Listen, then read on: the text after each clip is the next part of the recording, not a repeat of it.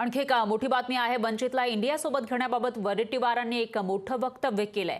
वंचित बाबत इंडिया आघाडी सकारात्मक असल्याचं विजय वडेट्टीवार म्हणाले। विरोधकांना एका सूत्रामध्ये बांधणं गरजेचं आहे अशी प्रतिक्रिया सुद्धा वडेट्टीवार यांनी दिलेली आहे।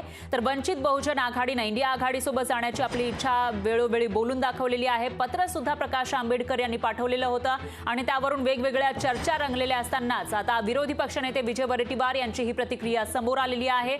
तर वंचितला इंडिया आघाडीमध्ये घेण्याबाबत इंडिया आघाडी ही सकारात्मक असल्याचं विजय वडेट्टीवार यांनी म्हटलंय। दिल्लीत 29 तारखेला आमची बैठक झाली। मी त्या बैठकीत होतो। त्या प्रस्तावावर चर्चा झाली। आम्ही सगळे सकारात्मक आहोत आणि प्रकाश आंबेडकरजींनी सोबत आलं पाहिजेत आणि आम्ही त्यांना सोबत घेतलं पाहिजे। हे स्वाभाविक आहे की मतांचं विभाजन होऊ नये।